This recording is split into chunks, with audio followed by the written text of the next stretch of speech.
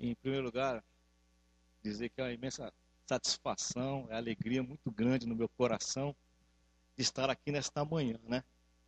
E sempre que eu não volto aqui, lembranças vêm à mente, né? Por mais que a gente, às vezes, faz um esforço, né? Mas as lembranças sempre vêm.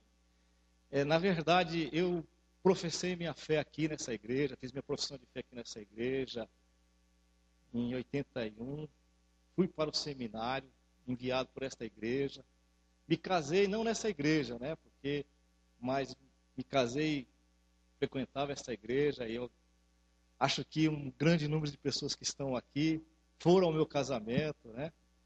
A minha filha nasceu, eu ainda estava aqui nessa igreja, né?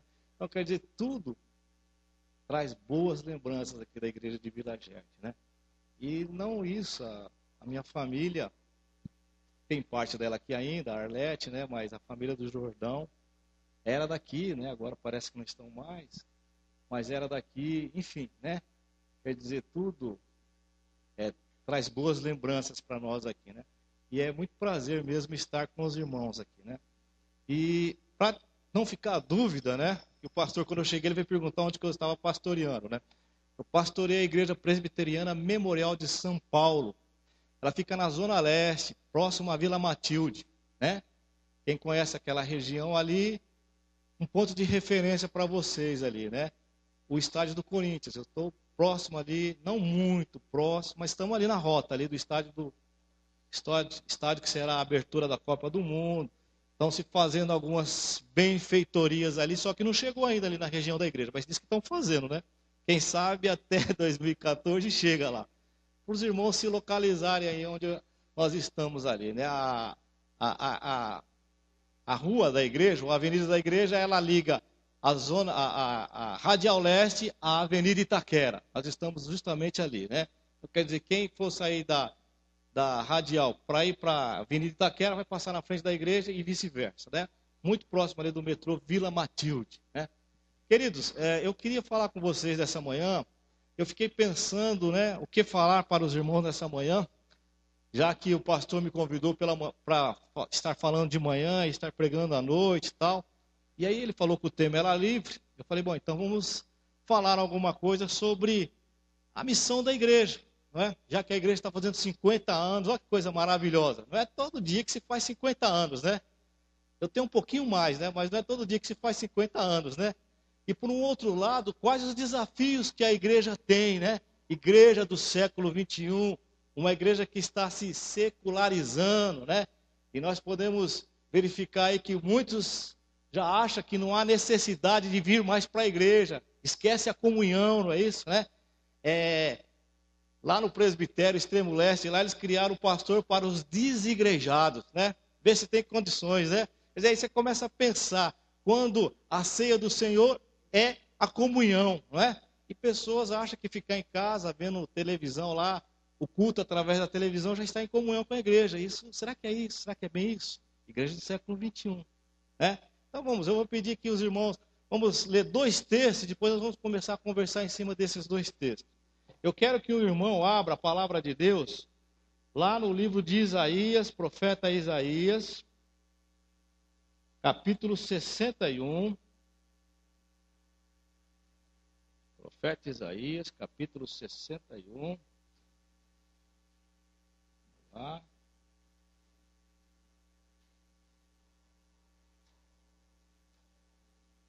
Todos já acharam?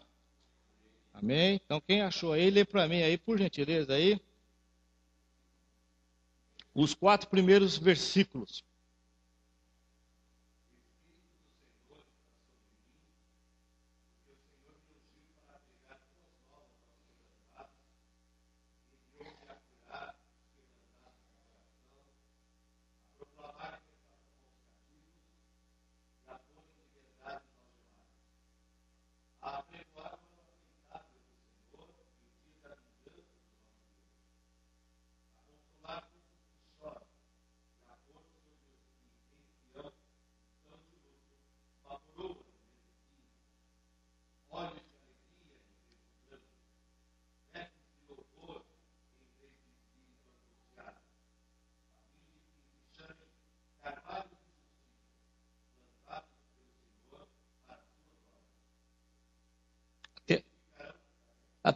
Pode ler o 4.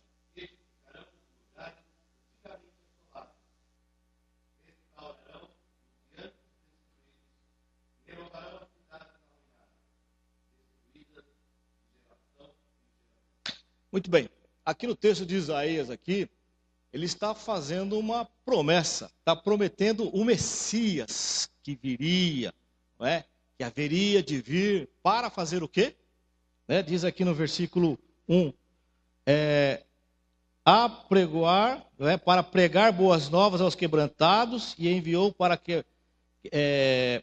curar os quebrantados de coração e proclamar libertação aos cativos e pôr em liberdade os algemados. E no versículo 2 ele diz: e apregoar o ano aceitável do Senhor.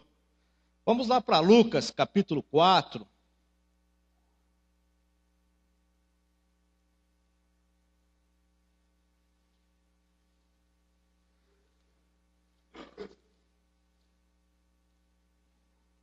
Lucas, capítulo 4. Todos acharam?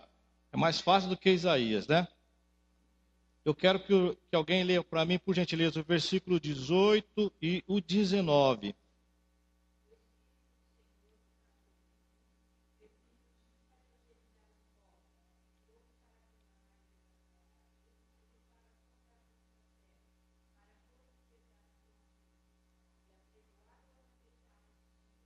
Lê o 20 também.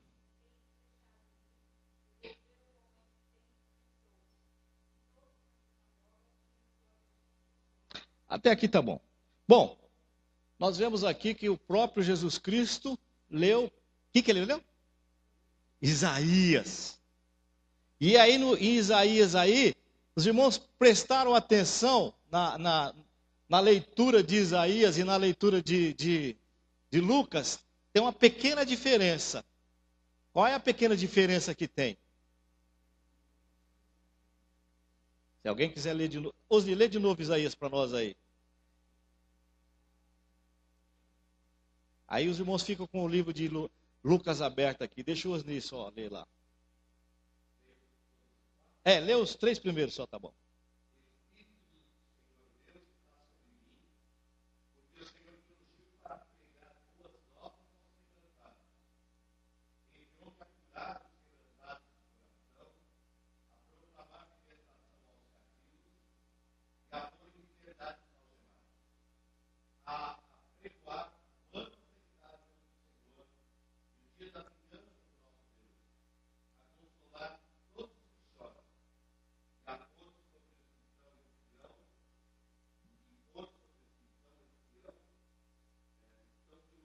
E aí, tá bom. O que tem em Lucas que tem em Isaías e o que tem em Isaías que não tem em Lucas? Uma leitura rápida, é claro. Oi? Aos pobres? Não, isso tem. E o que não tem? Não, tudo isso aí tem. O dia da vingança. Dia da vingança. Isso não tem em Lucas. Tem em Isaías, mas não tem em Lucas. Por que será? Essa é uma das perguntas que nós vamos fazer. A segunda pergunta é: o que é esse ano aceitável do Senhor? O que seria isso? O que os irmãos acham que é? Vamos começar lá. É o Biraci, né? Nosso advogado. O que é o ano aceitável do Senhor?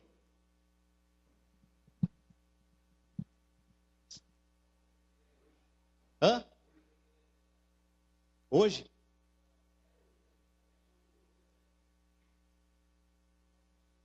A volta de Jesus? Será que é isso? Quando alguém se converte? Será que é isso? Bom, nós vamos conversando e a gente vai chegar no final dele.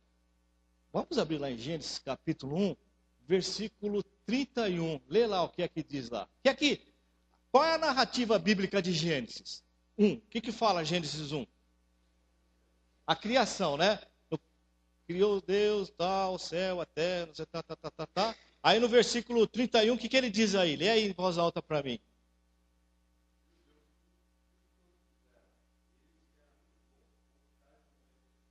E viu Deus que tudo que fizera era muito bom.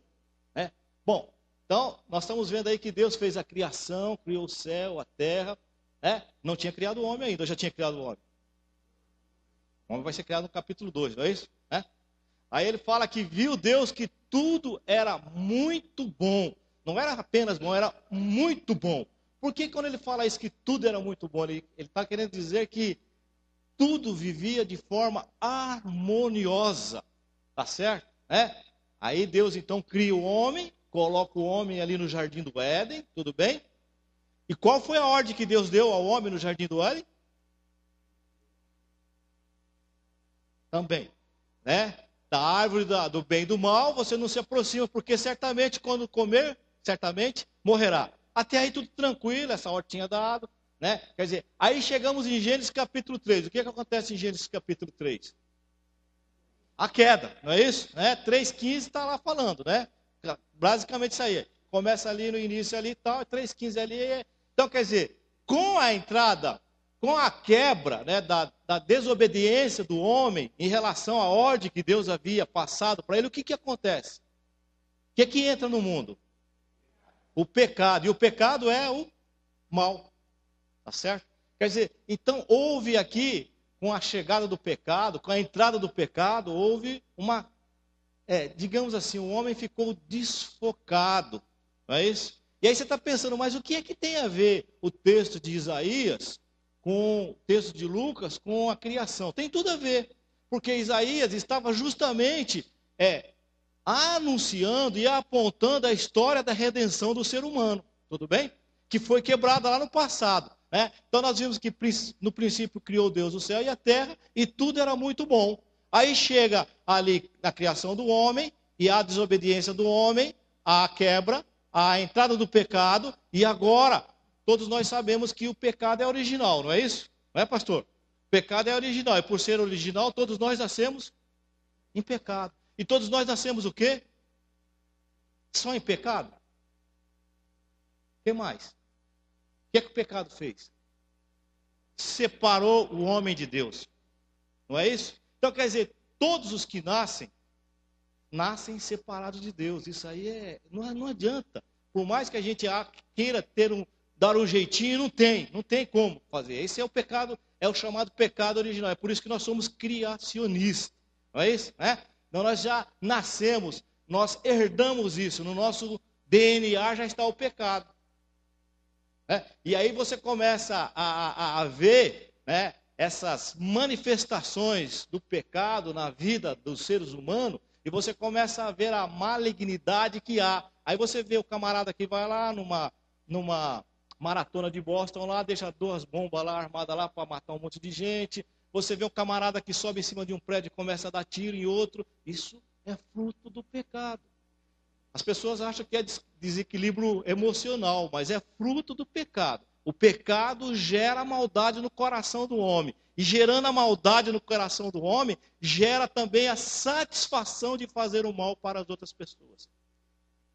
Veja o que o pecado faz. Aí Isaías vem a falar que vai vir alguém que vai vir a pregoar o ano aceitável do Senhor. E aí então nós temos que começar a pensar, o que é esse ano aceitável do Senhor?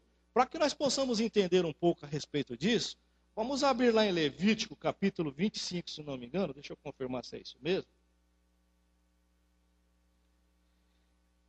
A partir do versículo 8, e eu quero que alguém leia para mim do versículo 8 até o versículo 15, para nós termos uma ideia aí. Levítico, capítulo 25, do versículo 8 até o versículo 15.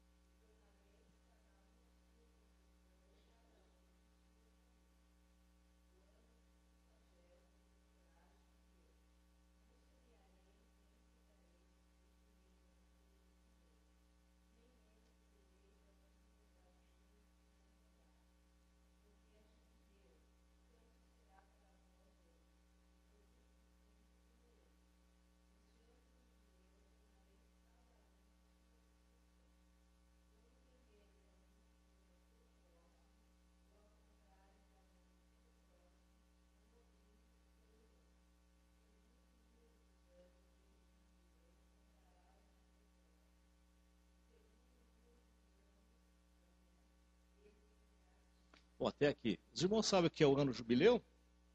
É o que a igreja está completando aqui. Jubileu de ouro. Sabe o que é o ano jubileu? Aqui em Israel? Ou o que deveria ser? Porque na verdade nunca aconteceu. Apesar de estar aqui na Bíblia, mas nunca aconteceu. E o que é que diz o texto aí? Na verdade, se os irmãos, é uma leitura um pouco mais longa, vai até o versículo 34, mas, resumido, vamos dizer assim, o ano jubileu era o seguinte, que os camaradas contavam lá, tinha o ano sabático, né? O ano sabático era a cada 7 anos, a terra teria que descansar, não se plantava naquele ano ali, tá certo? A terra descansava, aí mais 7 anos, seria 4 vezes 7, daria 49 anos. No próximo ano, que seria os 50 anos, não se plantaria. Se porventura tivesse escravo, seria liberto. Se porventura você tivesse comprado a terra do seu vizinho, você a devolveria a ele. Se porventura você tivesse devendo, ou alguém tivesse devendo a você, você perdoaria a dívida. Isso era o que mandava a lei de Deus. Tá certo? Por que isso? Essa é a pergunta que nós temos que fazer. Porque Deus era justiça. Porque Deus queria mostrar para as outras nações que ele era justiça. Da mesma forma que ele queria que Israel mostrasse às outras nações que ele era um Deus, não só de justiça, mas ele era um Deus misericordioso. Mas ele era um Deus que queria que, através de Israel, pudesse então as outras nações o conhecer. E através desse conhecimento, ele também ser bênção para as outras nações. Salmo 67, você pode ir lá, depois na sua casa, e ler com muita tranquilidade Salmo 67, que você vai entender que o desejo que Deus queria é que Israel fosse bênção para as outras nações. E ao mesmo tempo, o próprio Deus seria bênção para as outras nações. Aqui também, nessa questão do jubileu aqui, Deus está exatamente apontando para isso. Fala, olha, veja, a cada 50 anos, se você estiver devendo para o Antônio Carlos, o reverendo, ele vai te perdoar. Você não vai dever para ele mais, tá certo? Ou vice-versa, tá certo? Se você comprou a terra dele, você vai devolver a terra para ele, ele vai voltar a ter a propriedade. Ou seja, não haveria pobre, não haveria pessoas muito ricas, haveria uma sociedade equilibrada e harmoniosamente vivendo. Aí voltamos lá a Gênesis. Qual era a intenção de Deus? Que tudo era muito, que viu Deus que tudo era muito bom. Queria que a terra vivesse de uma forma harmoniosa. Aqui também, nessa lei aqui. Aí não acontece isso. Aí quando vem Isaías, e você vai olhar na história do povo israelita, você vai ver que nunca teve isso. Os pobres gostariam que tivesse, mas os ricos nunca fizeram, nunca devolveram, nunca pararam de plantar, nunca fizeram que a terra descansasse, nada disso. Porque os ricos sempre quiseram mais. Até aí tudo bem, sem problema nenhum. Essa é a lei da vida, tá certo? Aí Isaías vem e começa a profetizar acerca do Messias, não é isso?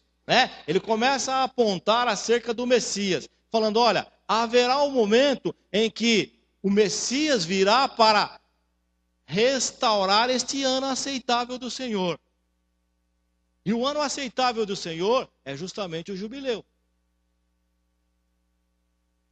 Tá certo?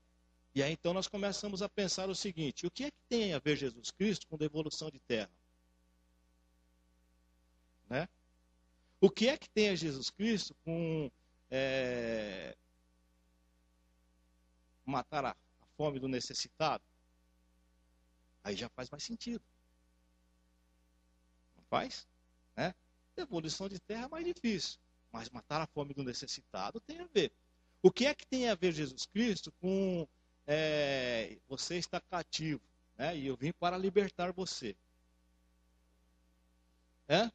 Perdão de dívidas, e no Novo Testamento está cheio lá, você pode emprestar, mas não empresta com usura, uma série de coisas, Quer dizer, então nós começamos a entender o que é esse ano aceitável do Senhor, né? Então, quer dizer, vamos pensar da seguinte forma: Jesus Cristo veio para, e o próprio Jesus Cristo lá em Lucas fala, hoje se cumpriu a profecia, mas só uma parte da profecia. Por isso que eu falei com vocês. Vamos fazer uma análise, né? A vingança do Senhor ainda não se cumpriu.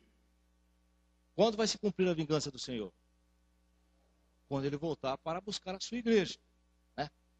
Agora, trazendo um pouco aqui para a questão da igreja, né? Os teólogos aí da missão integral da igreja, né? Não sei se alguém já ouviu esse termo, missão integral da igreja, foi muito usado nos anos 70, né, essa questão aí, ou os simpatizantes do Pacto de Lausanne, né? O Pacto de Lausanne foi um encontro que aconteceu lá em Lausanne, né, na Suíça, e ali eles elencaram algumas coisas que a igreja deveria fazer, né? E dali surgiu a teologia da libertação, que a teologia da libertação, ela fala acerca de você dar as coisas aos pobres, né? Quer dizer, mas aí você precisa começar a pensar o seguinte, falando do ano aceitável do Senhor, tudo bem que Jesus Cristo já cumpriu. E aí, qual é a função da igreja? A função da igreja é dar alimento às pessoas? É essa a função da igreja? Qual que é a função da igreja? Palavra, não é isso? Pregar a palavra. Quer dizer, a igreja tem a primazia de pregar a palavra, anunciar o evangelho. O evangelho significa o quê? Boas novas, só boas novas? De salvação. Quer dizer, aí as pessoas começam a confundir, quando eles começam a ver essa questão aí do ano aceitável, e achar que quando Jesus Cristo veio e se cumpriu essa questão do ano aceitável aí, e nós vamos entender, daqui a pouco nós vamos entrar nessa fala aí, que a igreja deve também, sim, ajudar as pessoas, mas isso não é a função básica da igreja.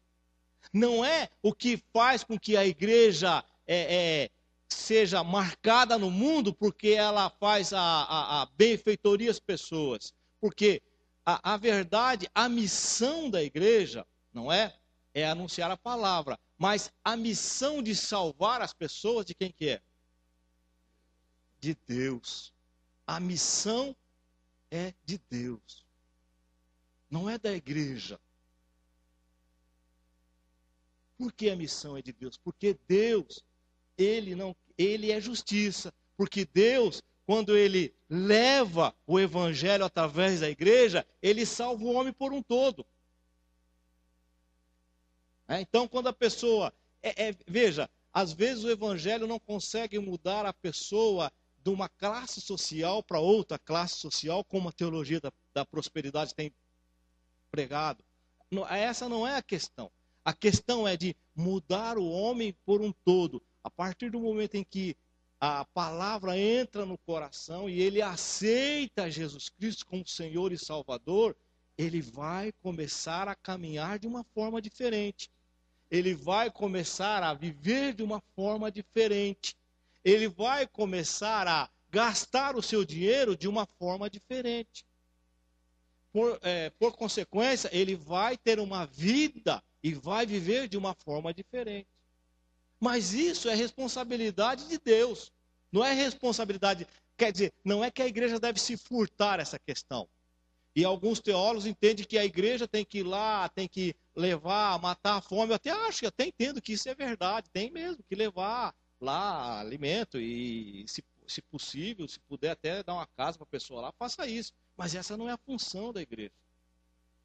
Pode vir agregado na pregação da palavra, mas essa não é a função da igreja. A função da igreja é anunciar a palavra de Deus, porque a missão é de Deus. A missão sempre é de Deus, né? E nós somos o quê? Instrumentos de Deus. Então, quando Jesus Cristo fala lá, eu vim para libertar os cegos, os cativos, vamos pensar em relação a nós. Não vamos nos preocupar com as outras, mas vamos pensar em relação a nós. Quando nós estávamos mortos de nossos delitos e pecados, lá como nós estávamos? Só cego? Nós estávamos algemados pelo pecado. Hã? Escravos, éramos escravos do pecado. O que mais? Cativos, né? O que mais? Tristes, surdos, mortos, né? Espiritualmente falando. Quer dizer, aí quando Jesus Cristo vem, ele vem justamente para nos libertar. Ele vem justamente para nos dar vida e vida em abundância. Quer dizer, ele veio para transformar a minha vida. Aí, agora, eu pego essa transformação que acontece na minha vida, e agora, então, eu tenho o prazer de anunciar a palavra de Deus a outra pessoa. Isso é a função da igreja, porque eu faço parte da igreja. E eu só posso anunciar a palavra de Deus a outra pessoa se eu amar.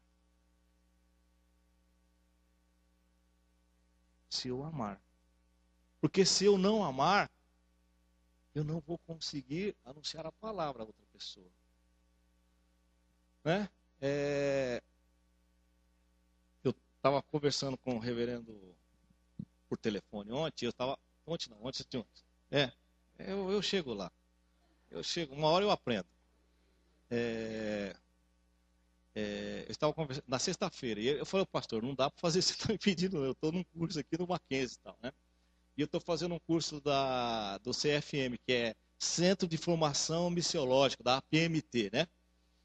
E a gente está vendo muitas coisas aí, mas uma das coisas que eu comecei a perguntar e a ver é que, por exemplo, a pessoa sai aqui do Brasil e vai lá para a China pregar o evangelho, né? E aí você fica pensando assim, o que leva um indivíduo a sair do Brasil e ir para a China, um país que é fechado para o evangelho, e o menino aqui na oração dele citou o José Dilso, né? E o José Dilso está em liberdade, mas foi bastante difícil, né? 30 dias, né? 30 dias. Mas algumas coisas aconteceram, por exemplo, vamos pegar a história do José Dilso, né? Algumas coisas aconteceram, talvez os irmãos nem sabem. Ele é diabético, né? O José Dilso é diabético, e ele tinha que tomar um remédio diariamente. E quando ele ficou preso lá, não podia ter esse remédio.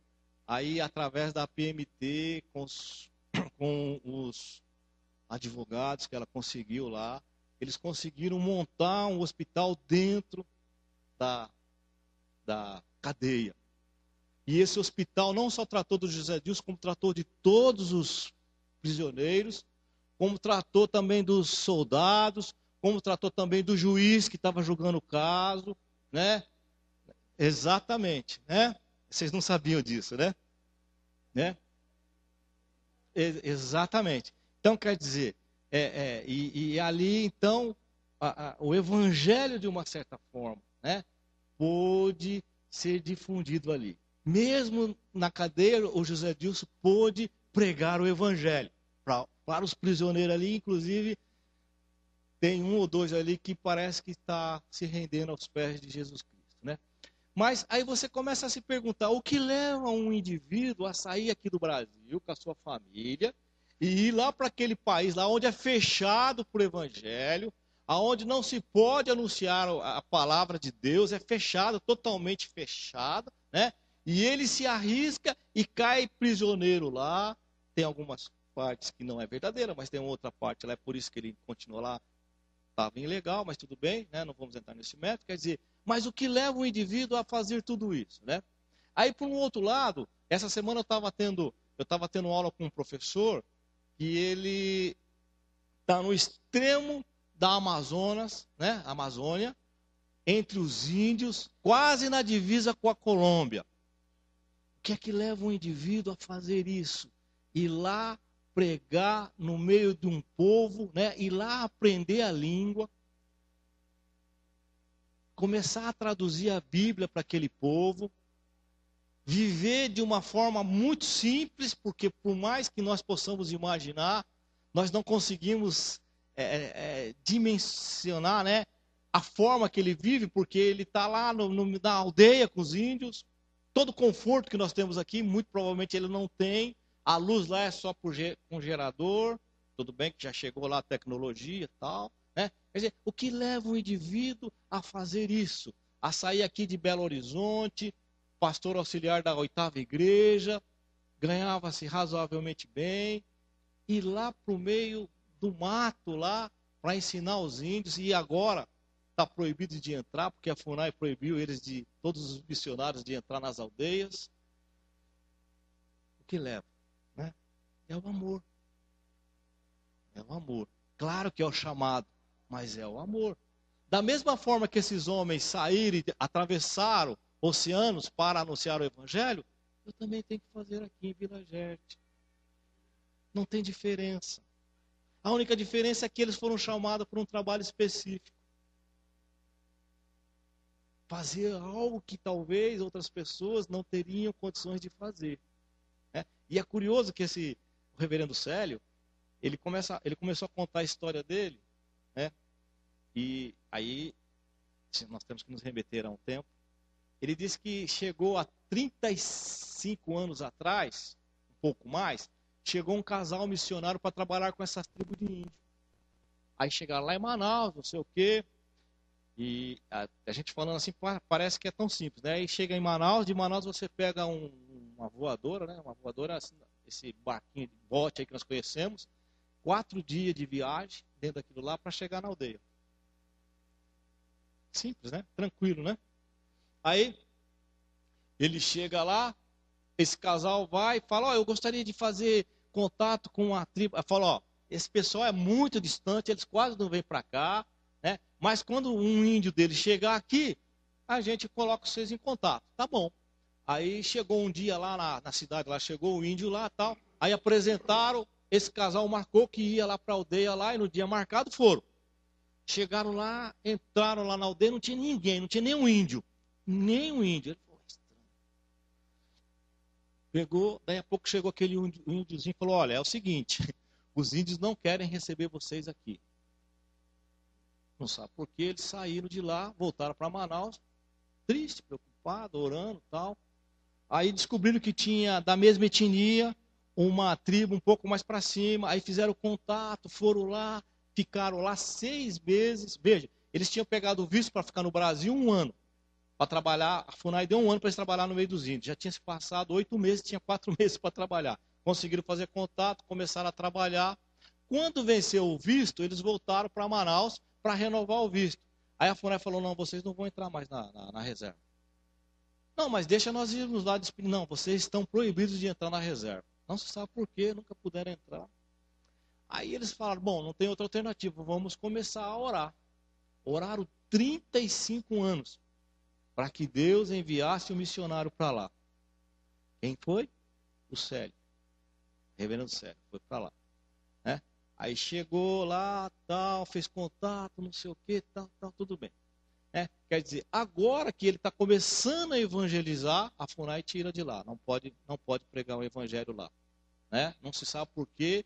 Trocou o presidente da FUNAI lá da região lá. Simplesmente ele proibiu todos os missionários protestantes a entrarem nas reservas dos índios. Estão proibidos. Nem os índios sabem por quê. Vai ter uma reunião dia 29 agora para eles falar o porquê ou tentar acertar, enfim. Né? Quer dizer, mas o que leva essas pessoas a saírem, deixarem tudo e ir para lá? É o amor. É o amor que eles têm, não pelo ser humano, mas é o amor pela obra. É o amor pela, digamos assim, pela implantação do reino. Que eu e você temos responsabilidade. A missão da igreja, eu volto a falar, é anunciar a palavra de Deus. Mas esse anunciar a palavra de Deus passa por mim, passa por você. A missão da igreja não é você simplesmente pegar a SAF, né? A SAF é mais velha aqui, né? E distribuir cesta básica. É legal isso, é fantástico isso, mas isso não é a função da igreja. Eu até acho que deve fazer mesmo. Se a igreja tem condições, deve fazer até muito mais do que isso. Mas essa não é a função básica da igreja. A função básica da igreja é pregar o evangelho. A função básica da igreja é anunciar o ano aceitável do Senhor. E qual é o ano aceitável do Senhor? Né? O ano aceitável do Senhor é pregar a palavra para que os cativos sejam libertos, eu e você. Para que os cegos vejam, eu e você. Para que o faminto tenha comida, eu e você. Nós éramos famintos. Quer dizer, quando a igreja está completando 50 anos de vida, a igreja tem que repensar, talvez, se ela está no caminho certo. Não é isso, pastor? Sempre tem que estar repensando, né? Porque, como eu já falei no início, nós estamos vivendo uma época de secularização da própria palavra. A teologia da prosperidade. E a teologia da prosperidade, ela diminui a figura de Jesus Cristo. E por que isso? Porque todas as vezes que você fala, olha, Deus vai te dar isso daqui, significa que o sacrifício de Jesus Cristo, ele ajuda você, mas ele não é o principal. Tanto é que nós vivemos uma época em que as pessoas sabem da existência de Deus, nós vivemos numa sociedade, sabem da existência de Deus, muitos sabem até que precisam de Deus, mas deixa Deus de stand-by lá. Quando eu precisar, eu vou lá e... liberalismo, né? E a teologia da prosperidade contribui muito para que isso aconteça. Porque todas as vezes que você vê esses pregadores vindo aí, pregando aí sobre a questão de adquirir as bênçãos que Deus vai te dar, só que aí você pega lá no Evangelho, lá nas cartas de Pedro, lá que é que Pedro fala, olha, a vocês, se vocês estão passando aí por um momento de aflição, tenha isso em bom conta, porque a vocês não foi só para usufruir das bênçãos de Deus, mas para padecer em nome de Jesus Cristo. Aí você começa a pensar assim, mas que é isso?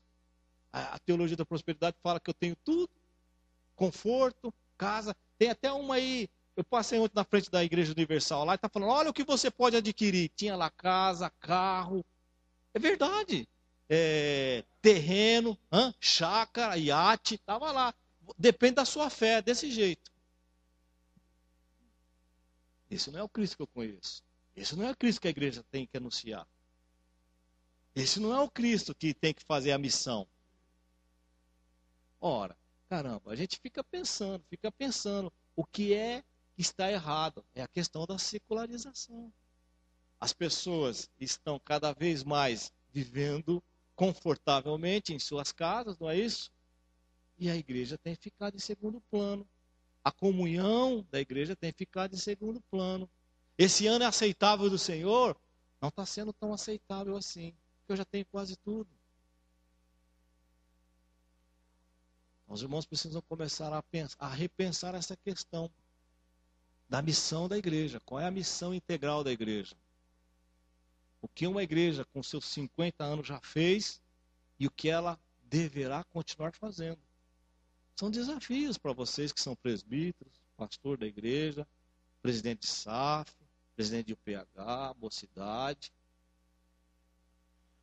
Sempre você tem que se perguntar, qual é o ano aceitável do Senhor? O que isso quer dizer? O que isso implica para a vida da igreja? Garanto que muitos aqui nunca tinham pensado nessa questão de um ano aceitável do Senhor. Ou se pensou, não chegou, às vezes, talvez, outro pastor já pode até ter dado a resposta, né? Mas é isso. Mas quando você ouve alguém falando assim, nós temos que fazer isso porque Jesus Cristo veio resgatar o ano jubileu, ele veio resgatar em parte. Ele veio resgatar eu e você. Isso é verdade. Mas dar casa para ninguém ele não veio dar. Matar a fome de ninguém, ele não veio fazer. Isso aí cada um faz a sua parte. A igreja pode fazer isso, deve fazer isso, mas não é função da igreja. Alguma pergunta? Algum comentário?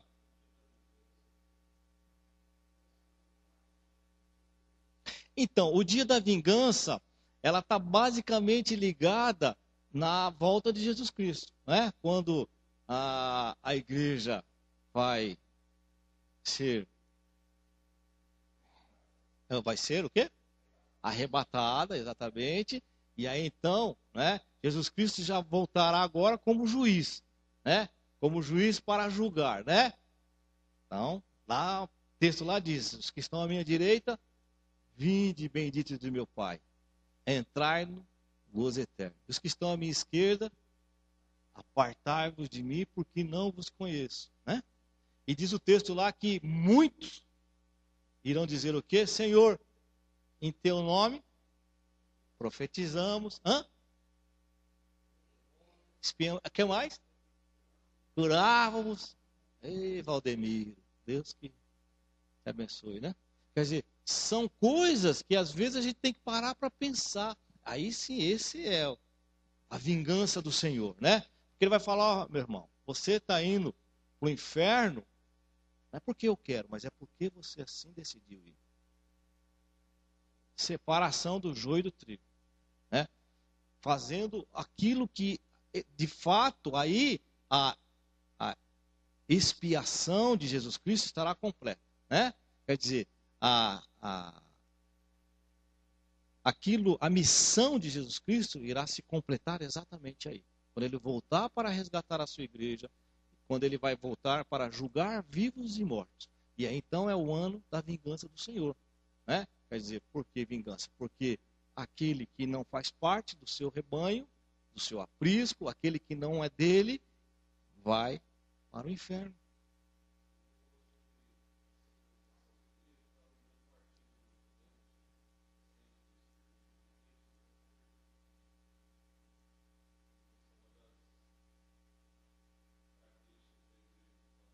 Sim, sim, sim, é verdade isso daí.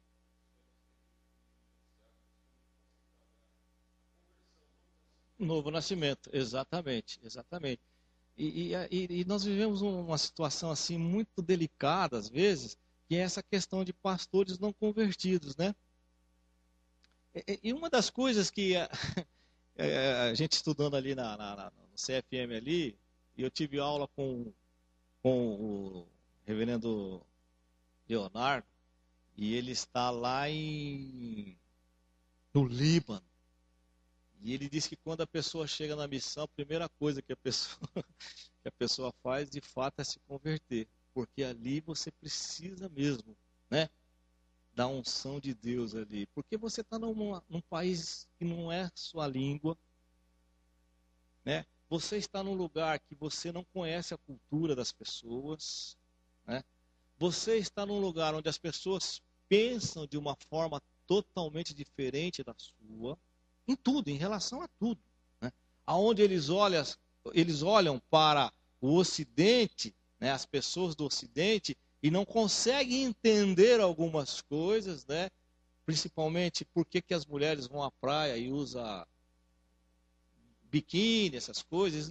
Não é inconcebível isso na cabeça dele, né? É ele estava até falando que, vamos supor, né? Chega aqui dois casais aqui, né? Então, o homem fala com o homem e nunca com a mulher. Aí a mulher do pastor Paulo quer perguntar alguma coisa para mim, sobre a minha esposa, pergunta para ele pergunta para mim, eu respondo para ele responde para ela.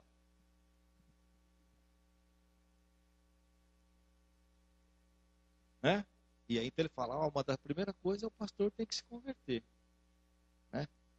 Se converter no sentido de que ele vai viver na dependência de Deus. E aí ele vai saber que a missão de fato é de Deus, não é nossa, não é da igreja, é de Deus a missão. Quando você tem essa consciência, não só isso, quando você tem isso no seu coração, você vai ter vontade e desejo de falar, de pregar a palavra para as outras pessoas. Porque a missão é de Deus.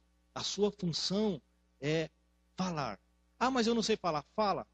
Fala com testemunho, fala com palavra, fala com folheto, mas fala. Porque a missão é de Deus, é Ele que vai transformar vidas, porque Ele é o maior interessado em que vidas sejam transformadas. Não sou eu, é Ele. Isso que é importante, nós chegarmos a essa conclusão, né? E aí, sim,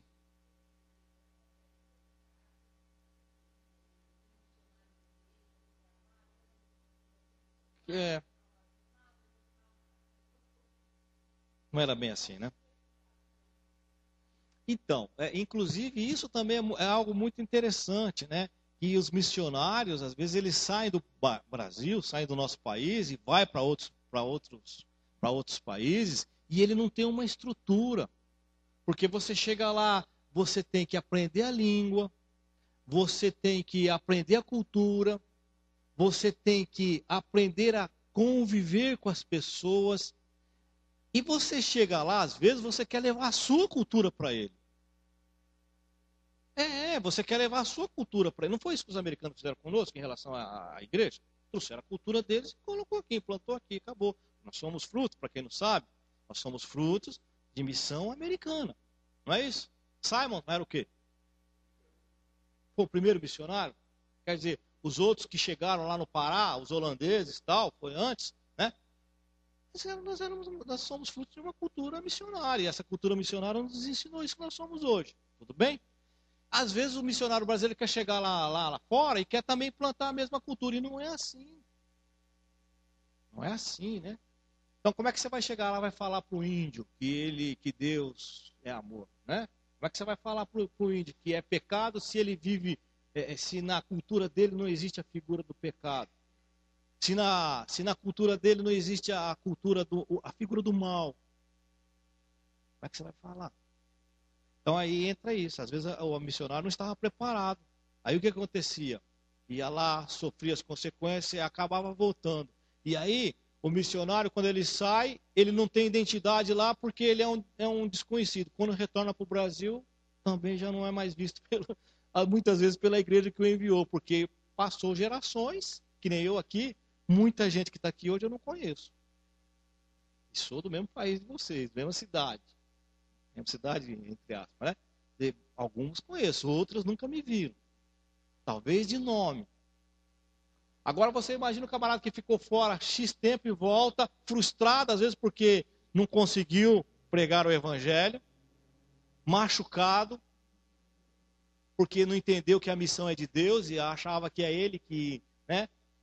Machucado, né? Quer dizer, às vezes a família também, né? A moça achou que seria missionária, seria ótimo, tal, e casa, e às vezes esposa de pastor já sofre, não é isso? Tem que ter chamado, mas sofre assim mesmo, os filhos sofrem, não é isso? Quantos filhos de pastores estão fora das igrejas? Porque viu o sofrimento que o pai passou dentro da igreja.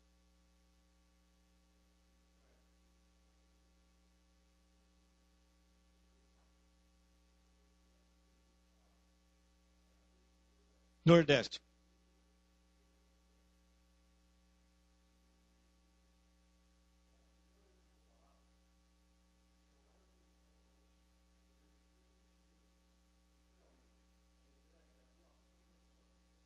Exatamente.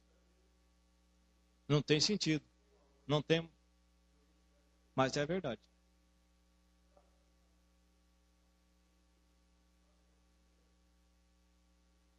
Não tem, né? Não tem a. Pois é, rapaz, né? Tudo isso. Cadê a descarga? Não tem, né?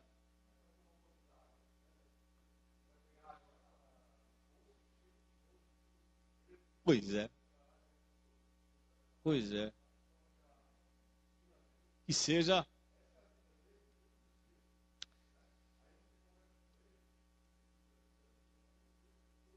Como é que pode, né? Então, mas aí é que está uma outra coisa, né? Que é a missão da igreja. Quando ela leva o evangelho e o evangelho alcança a pessoa, e o crente, né? Ele tem que ter uma alegria perpétua, permanente, né? Exatamente. Por quê? Porque isso tem que estar impregnado em você. E aí você começa a pensar, poxa, mas eu tenho tudo aqui de bom e do melhor, tal. Mas essa alegria tem que estar na sua vida. Não que você não tenha tristeza. Nós somos seres humanos. As coisas nem sempre acontecem como nós queremos, gostaríamos que acontecesse. Mas essa alegria tem que ser permanente na minha vida. Porque Jesus Cristo é a alegria, não é isso? Não tem aquele hino lá que canta lá, o coral que cantava lá, Jesus é a alegria dos homens? É isso. Né? Então, quer dizer, aí agora você veja, você foi aqui no Nordeste brasileiro, que já é meio carente, né? Daqui uns dias o Ideraldo vai vir falar, não veio ainda, né? Vem aí, o Ideraldo vai vir falar aí com vocês, aí vocês vão ver, né? Porque está no Brasil. Agora você imagina quem sai daqui com essa cultura, uma pessoa extremamente urbanizada, principalmente quem mora em São Paulo ou nas grandes capitais, e vai lá para o Oriente. Cultura diferente. Ou se vai para a África, que é um pouquinho esse retrato que você está falando aí. Lá na África, as pessoas, às vezes, não lavam a mão, né? Enfim, né? Não tem nem, às vezes não tinha nem, os missionários começaram a ensinar a fazer latrina lá, para fazer, para as fezes e tal, porque eles faziam assim, ao relento, no meio do mato. Limpam com folha, às vezes, ou com a mão esquerda, né? Não, não é no Senegal, no Oriente em si ali, né? A mão direita só se cumprimenta com a mão direita. Por quê? A mão esquerda é para aquilo que você está pensando mesmo. Hoje é claro que já chegou a tecnologia, tal, já tem papel higiênico ali, mas não tinha não, gente. Não tinha não. E eles comem com a mão, só com a mão direita também. A mão esquerda é só para mera. Não entendi. Não, é que não tinha mesmo essa cultura. Higiênica não tinha. Os missionários que foram levando. Né? Quer dizer, tudo isso por quê? Porque eu amo as pessoas. Não vai, não tem experiência, né?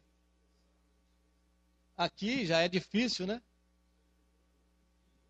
Exatamente, Então, essa é a grande deixa, quer dizer, aí você pode estar pensando, mas eu nunca vou lá para o Oriente. Não vai mesmo. Mas a missão da igreja é pregar a palavra. Seja aqui em Vila Gerte, seja lá em Santo André, seja ali na Vila Califórnia, seja na rua de trás da igreja. Essa é a missão da igreja. Alguns são chamados específicos para fazerem essa missão e às vezes, quando chega lá, vê que não é também, não são tão chamados assim. Talvez porque não se preparou. Vamos pegar o exemplo do José Dilson. Tem muitos missionários que saem do Brasil por livre e espontânea vontade e tem uma igreja que o envia e dá o sustento para ele. Só que quando acontece isso que aconteceu com o José Dilson, ele fica acéfalas lá. Porque a igreja não tem, às vezes, condição. E às vezes nem sabe exatamente o que está acontecendo. Com o José Dilson foi totalmente diferente, né? Quer dizer, a APMT, que é a Agência Presbiteriana Transcultural, ela deu toda a assistência para o José Dilson e para a missionária, que a missionária não é da PMT. Mas a missionária, como estava trabalhando com ele, também entrou no pacote, né? E saiu muitas coisas nas redes sociais aí, dizendo que os missionários estavam lá, a CEF, não é verdade isso daí, né? A PMT já tinha arrumado advogado, a PMT já tinha conversado com o patriota lá, que é o ministro, né, do exterior brasileiro, que já estava, a embaixada brasileira já estava dando toda a assistência, saiu na rede social falando que não estava nada disso, mas já estava, a Dilma Rousseff já estava sabendo, estava tudo via PMT, né, a PMT, né, a agência. Mas só para a gente encerrar, alguém quer fazer alguma pergunta, fazer algum comentário, né? Irmãos, veja, a missão da igreja é só, única e exclusivamente, pregar o evangelho. É claro que as outras coisas vêm junto, né? Você não vai ver o seu vizinho passando necessidade e você não vai dar, né? Se bater alguém lá na sua porta lá pedindo comida e você olhar e você dá, não é isso? Mas essa não é basicamente a função da igreja, né? E aí tem algumas pessoas que confundem, achando que você tem que salvar o homem por um todo. Levar não só o evangelho, mas tem que levar bem-estar social. A missão da igreja é pregar o evangelho.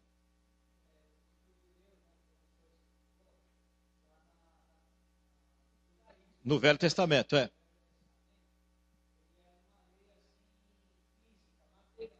Sim.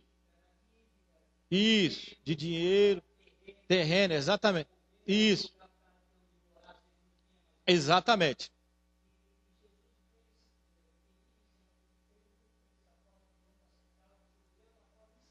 Exatamente. Não podia ser paga. Tínhamos, continuamos ter ainda. É verdade. Isso. Foi abonada a dívida. Exatamente, exatamente. Sim. Exatamente. E fisicamente, exatamente. Exatamente. Sim, se você for olhar, espiritualizar a coisa, agora nós temos uma certeza da vida eterna. Isso, paga integralmente. Exatamente, foi tudo, exatamente. Agora sou livre, exatamente. A leitura é essa mesmo. A leitura é essa é a função da igreja. A igreja tem que pregar exatamente isso. É no céu, não é aqui. Aqui você continua pagando aluguel, vamos, digamos assim, né? Isso, exatamente. Mas você há esperança, não é isso, né? E qual é a esperança? Da vida eterna. Há esperança, não é? De que você exatamente. É, exatamente. Essa é a questão. O ano aceitável do Senhor, pregar o evangelho integral. Veja, o evangelho pode.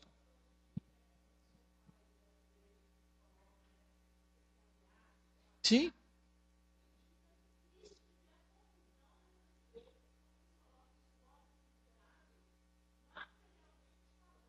pior, né? Já tem tudo.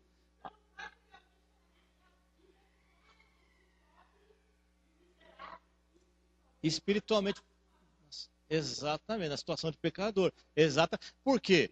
Porque quando você coloca desse jeito, você vai pegar todos. Agora, quando você coloca em bens materiais, você só vai pegar a classe pobre. E talvez nem isso, né? Porque ele vem por interesse. Tá certo? Então, agora, o evangelho é para todos. O evangelho é integral, é para todos. Não é só para o pobre, não é só para o rico, para o intermediário, é para todos. Né? Eu vim para que tenham vida e vida em abundância. Né? Essa é a questão. Essa é a pregação da igreja. Né? Quer dizer, a igreja, completando 50 anos, e eu só fiz fiz essa comparação porque eu falei 50, 50, vamos falar alguma coisa de missão integral rapidamente.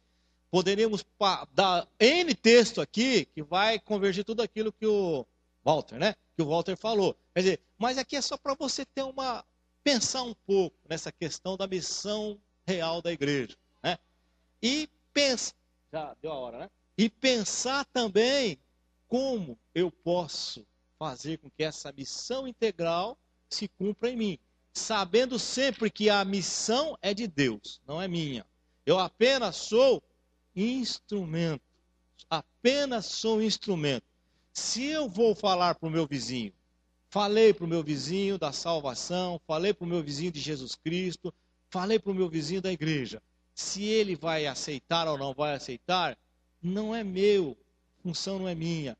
É o Espírito Santo de Deus que age nos corações e transforma os corações. Eu sou apenas instrumento. Da mesma forma que a igreja, ela é instrumento para pregar as boas novas. Tudo bem?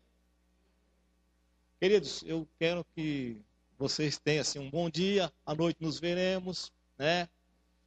Vou estar pregando muito, provavelmente, que eu ainda estou em dúvida. 1 Coríntios 13. Lê lá, dá uma analisada e à noite a gente conversa, tá bom? Então vamos orar. Vamos. Pai querido, nós te louvamos nesta manhã por estarmos aqui na tua casa, Senhor. Te agradecemos, ó Pai, porque nós podemos falar um pouco acerca do teu reino, acerca daquilo que o teu filho fez e continua fazendo, e acima de tudo, aquilo que ele fará quando ele retornar para buscar a sua igreja, Pai Santo. Ó Pai querido, nós te pedimos agora que tu derrame tuas bênçãos sobre a vida da igreja de Vila Gerte, que ela possa realmente cumprir a sua missão, que é anunciar a palavra de Deus, sempre lembrando e tendo na sua lembrança que a missão é de Deus. É Deus quem faz a missão. E que Ele realiza da forma que Ele achar melhor. E que nós somos instrumentos nas suas mãos, ó Pai Santo. Esteja dando um bom dia a todos, em Cristo Jesus. Amém.